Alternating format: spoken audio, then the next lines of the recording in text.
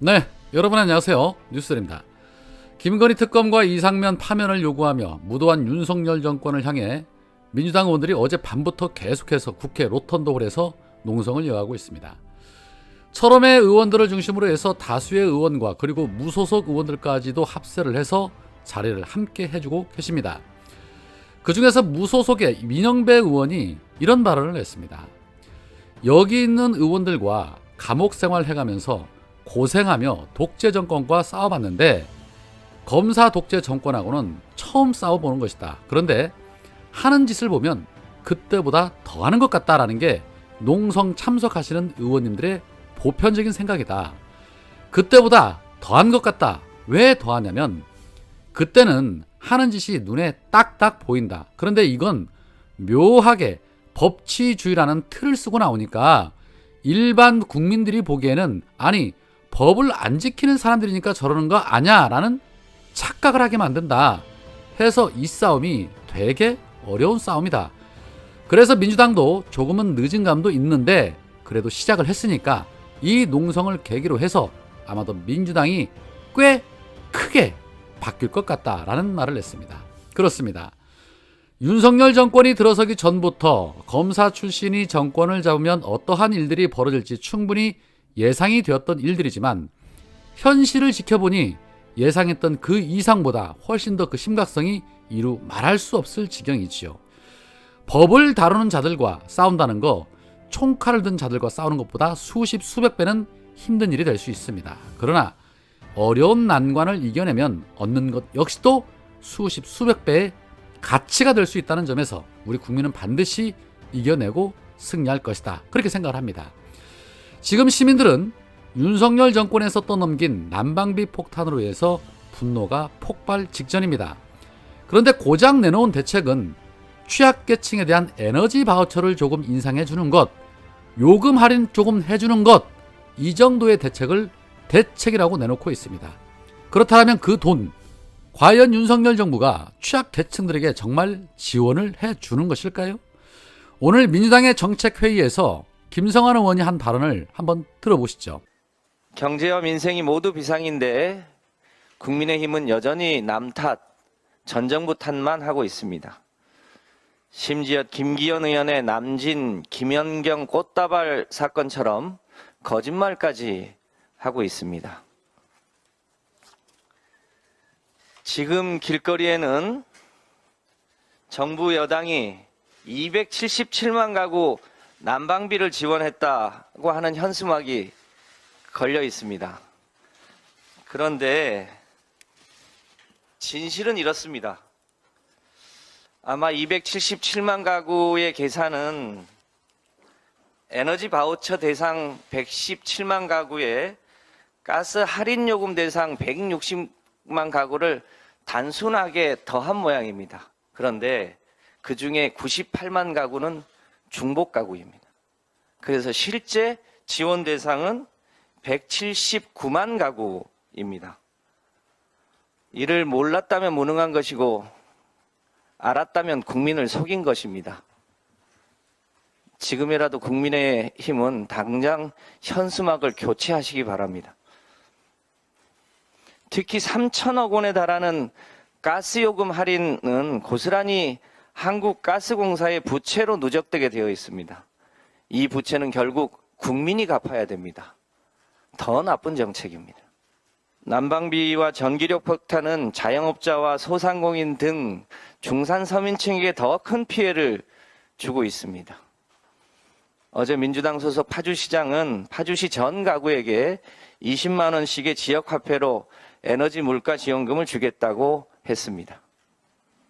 일개의 기초자치단체도 하는데 재정 여력이 훨씬 더 큰 중앙정부가 왜 못하겠습니까? 정부 여당은 이제라도 민주당이 제안한 7조 2천억 규모의 에너지 물가 지원금을 적극 수용해서 중산 서민층과 자영업자의 고통도 실질적으로 덜어주실 것을 요청합니다. 자, 그렇습니다. 윤석열 정부와 국임당은 이 난방비 폭탄에 대한 국민 분노에 대해서 대책을 마련하는 것이 아니라 오히려 거짓말로 눈속임이나 하고 있다고밖에 볼 수 없습니다. 민주당에서 주장하는 것처럼 추경을 통해서 지원을 해주는 방안이 더 현실적일 텐데 이 민주당이 제안하는 그 어떤 제안도 받아들이려 하지 않는 정권이 바로 윤석열 정권이라는 것입니다. 그러면서 입으로는 또 협치를 주장하는 이중성을 보이기도 하지요. 이런 후안무치한 윤석열 정부에 대한 여론조사 발표도 있었습니다. 여론조사기관 리서치뷰가 2일 공개한 1월 정기조사에서 윤석열이 잘한다는 응답 37%, 잘 못한다는 응답 61%로 부정응답이 기존의 58%에서 3% 정도가 상승했습니다. 부정적인 키워드로는 무능 24%, 절망 19%, 불공정 11%, 불통 7% 등 총 61%를 차지했습니다. 무응답은 4%였습니다.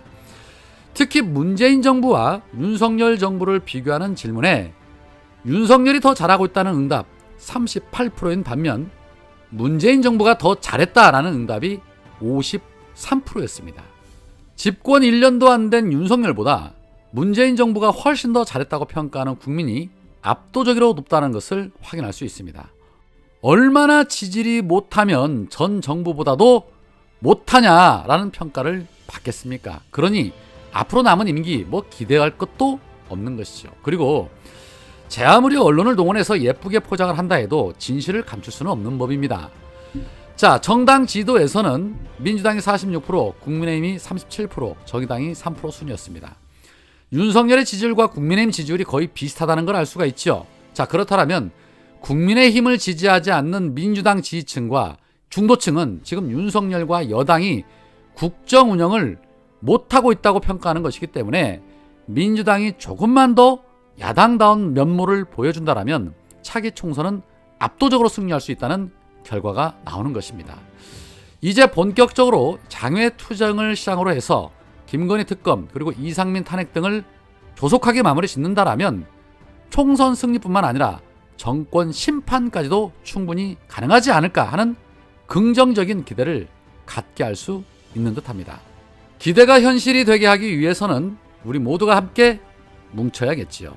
최강욱 의원이 농성장에서 한 발언, 그리고 박홍근 원내대표가 원내대책회의에서 한 천공에 대한 발언 같이 한번 들어보시죠. 비록 늦게 시작한 저희들의 발언과 행동이지만 이제는 국민 여러분들의 마음속으로 들어가서 절대 실망시켜드리지 않고 확실한 결과를 얻어낼 때까지 단단하게 그리고 힘차게 싸워야겠다는 생각을 합니다. 그래도 그동안에 우리 국민들께서 지켜왔던 우리 민주주의의 역사에 대한 자부심, 또 그간에 우리 대한민국이 성취해왔던 여러 과정들에 대한 성취감, 열정, 이런 것들이 다 살아계시는 국민들이 지금 너무나 많은 자괴감에 시달리고 계십니다. 그냥 단순한 분노가 아니라 모멸감을 느낀다라고 말씀을 하십니다. 도저히 텔레비전을 볼 수가 없다. 그리고 이렇게 많은 젊은이들이 희생된 일을 보고도 미동도 하지 않는 이 정부의 뻔뻔함을 보면서 국민의 한 사람으로서 정말 이 수치심과 모욕감을 견딜 수가 없다라는 말씀을 많이 하십니다. 그간에 국회가 그 마음들을 얼마나 담아내고 또 그 제 식구 감싸기로만 일관하고 그냥 본인들의 힘만을 과시하면서 본인의 공헌처럼 수사권을 가진 깡패 행동만을 일삼고 있는 이 정부에 대해서 이제는 확실하게 그 잘못을 깨우쳐 줄 때가 됐다. 그리고 그 잘못을 깨우쳐 준다고 하는 것이 그냥 매일매일 발산하는 메시지로만 끝나지는 않을 것이다. 라는 점을 분명히 경고해 두고 싶습니다. 감사합니다. 그동안 역술인 천공의 관저 이전에 대한 개입 의혹이 무성했으나 대통령실은 부인으로 일관해 왔습니다. 그러나 오늘 보도에 따르면 2022년 3월경 천공과 김용현 당시 대통령직 인수위원회 청와대 이전 TF팀장, 현재 경호처장과 윤핵관으로 꼽히는 모 의원이 용산 한남동 육군참모총장 공간과 서울 사무소를 사전 답사했다는 것입니다. 한 달에 걸쳐 4명의 기자가 취재한 결과라고 합니다. 안보 리스크를 가중시키고 서울 시민의 교통 불편을 초래하고 천문학적인 혈세를 낭비하면서까지 무리하게 대통령실과 관저를 용산으로 이전한 배경에 역술인 천공이 있었다는 반증입니다.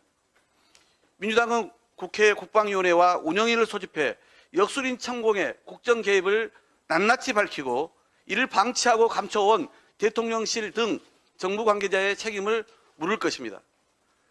과연 누가 최종 승인하여 역술인이 대통령실 이전이라는 국가적 사업에 개입했는지 그 실체를 반드시 밝히겠습니다.